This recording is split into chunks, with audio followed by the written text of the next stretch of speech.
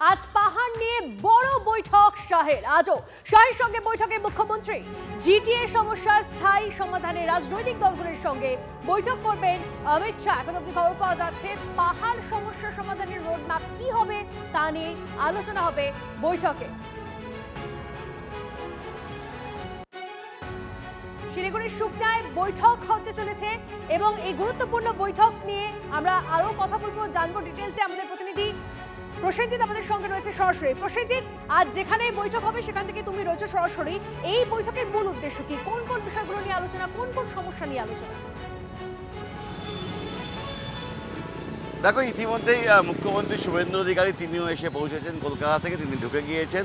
প্রথম বৈঠকটি কিন্তু পাহাড়ের এই পরিস্থিতি নিয়ে বৈঠক এবং পাহাড়ের যে আঞ্চলিক দলগুলো সেই দলগুলোর নেতারাও ঢুকে গিয়েছেন। সেই বৈঠক স্বরাষ্ট্রমন্ত্রী স্বয়ং করবেন এবং সরাসরি কথা বলবেন পাহাড়ের আঞ্চলিক দলগুলোর সঙ্গে।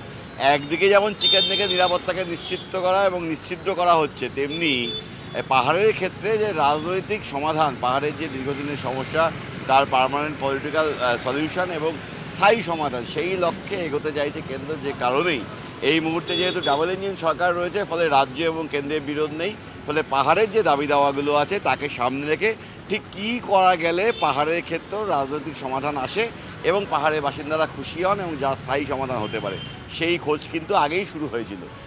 বিজেপি তার নির্বাচনী ইস্তেহারের আগে বলেছিল তারা জিতলে পরে পাহাড়ের ক্ষেত্রে পার্মানেন্ট পলিটিক্যাল সলিউশনের জায়গায় এগোবে। সেই জায়গায় দাঁড়িয়ে যেহেতু স্বরাষ্ট্রমন্ত্রী এসেছেন এবং এই এলাকার রাজনৈতিক স্থিরতাও প্রয়োজন, সেই কারণেই কিন্তু এই বৈঠক থেকে আলোচনা হতে পারে জিটিএ নাকি বিকল্প কিছু, নাকি সিক্স শিডিউল নাকি অন্য কিছু, এই নিয়ে আলোচনা হবে। আর দ্বিতীয় বৈঠক যেটা হবে সেটা কিন্তু চিকেন নেকের নিরাপত্তা নিয়ে আরও একবার বৈঠক হবে। রাজ্য সরকারের বিভিন্ন যে দপ্তরগুলো, সেই দপ্তরগুলোর প্রধানরা থাকবেন, এসটিএফ থাকবে, এছাড়াও বিএসএফ এবং এসএসবি, তাদের সঙ্গেও আজকে আরও প্রস্ত কথা বলবেন স্বরাষ্ট্রমন্ত্রী অমিত শাহ। বেশ বেশ, ধন্যবাদ প্রসেনজিৎ। এই যে চিকেন স্নেকের কথা প্রসঙ্গ যখন উঠলো, আপনাদেরকে বলে রাখি গতকাল শিলিগুড়িতে সেনার অনুষ্ঠানে শাহের মুখে চিকেন স্নেকের নিরাপত্তা। শিলিগুড়ি করিডোরকে মজবুত করার জমি দেয়নি মমতা সরকার। মোদী সরকার চিকেন স্নেকের উপর অত্যন্ত গুরুত্ব দিচ্ছে বললেন কেন্দ্রীয় স্বরাষ্ট্রমন্ত্রী। नरेंद्र मोदी सरकार ने सिलीगुड़ी कॉरिडोर चिकन नेक के राष्ट्रीय सुरक्षा के दृष्टिकोण को, उसके महत्व को बहुत अच्छे तरीके से पहचाना है। 8 राज्यों को जोड़ने वाला ये अत्यंत संवेदनशील महत्वपूर्ण गलियारा है। 3 अंतर्राष्ट्रीय सीमाएं नेपाल, भूटान और बांग्लादेश, यही सिलीगुड़ी कॉरिडोर को लगती है और एक प्रकार से इसकी सुरक्षा राष्ट्र की सुरक्षा के साथ जुड़ी हुई है। हमने सिलीगुड़ी कॉरिडोर की सुरक्षा को अभेद बनाने के लिए त्रिकोणीय सुरक्षा ग्रिड बनाया है। चोपड़ा, किशनगंज और धुबरी, ये तीनों बेस से पूरे सिलीगुड़ी कॉरिडोर में हमने जागरूकता भी बढ़ाई है, उपस्थिति भी बढ़ाई है और यहां पर वर्चस्व भी बढ़ाया है। हमने समय समय पर तीस्ता प्रहार और ऐसे हमने कई प्रकार के अभ्यास कार्यक्रमों को भी हाथ में लिया है, मगर एक कमी थी। सिलीगुड़ी कॉरिडोर को पूर्ण रूपेण मजबूत करने के लिए भारत सरकार की एजेंसियों को 560 एकड़ भूमि चाहिए थी, जो ममता जी हमें नहीं देती थी। मैं फिर से शुभेंदु अधिकारी को अभिनंदन करना चाहता हूं। इन्होंने 560 एकड़ भूमि का सैद्धांतिक स्वीकृति हमें दे दिया है।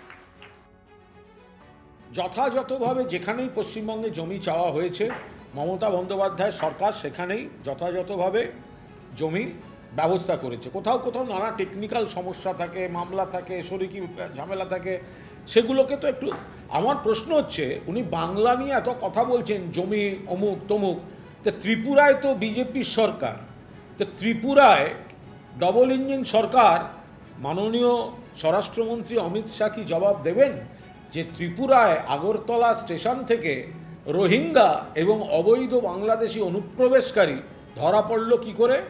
তো ওখানের কাঁটা তার কি হলো? আসাম থেকে অভিযোগ আসছে কেন? জমির গল্প কাকে দিচ্ছেন? শুধুমাত্র আগের সরকারকে দোষারোপ করার জন্য জমির গল্প দিচ্ছেন? রোহিঙ্গা আর অবৈধ বাংলাদেশি ত্রিপুরায় বাংলাদেশ সীমান্ত দিয়ে ঢুকছে কি করে? আপনার বিএসএফ, আপনার দপ্তর কি করছে?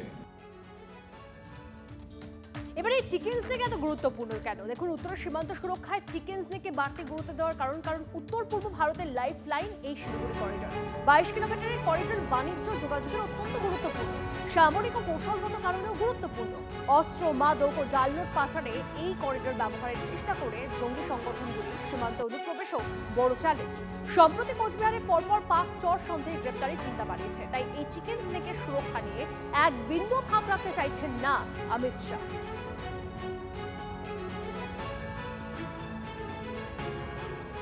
সেনাবাহিনী বলুন, এখানে প্যারামিলিটারি ফোর্স আছে, বিএসএফ আছে, এসএসবি আছে, প্রত্যেক এয়ারফোর্স আছে, তো প্রত্যেকেরই নিজস্ব ইন্টেলিজেন্স উইং আছে এবং এই নিজস্ব ইন্টেলিজেন্স উইংগুলোর মধ্যে একটা সমন্বয় সাধন করা। কারণ সেনাবাহিনীর ইন্টেলিজেন্স তারা শেয়ার করে না, পুলিশের ইন্টেলিজেন্স তারা শেয়ার করে না। পুলিশের মধ্যেও আর একটা সমস্যা আছে, যেটা এক থানার ইনফরমেশন আর এক থানায় শেয়ারিং হয় না। নিজেদের ক্রেডিট যাতে অন্য কেউ না ছিনিয়ে নিতে পারে, সেই জন্য হয় কি ইন্টেলিজেন্স ব্রাঞ্চগুলো নিজেদের ইনফরমেশনগুলো শেয়ার করতে চায় না। কিন্তু অ্যাট দি এন্ড প্রোটেকশনটা আমাদের দেশের জন্য জরুরি। অমিত শাহর কাছে এটা এখন প্রাধান্য মনে হচ্ছে, একটা সুন্দর সমন্বয় করে এইখানকার এই যে জঙ্গি কার্যকলাপ বৃদ্ধি হচ্ছে তাদের সেটাকে যেন কার্ভ ডাউন করা যায়।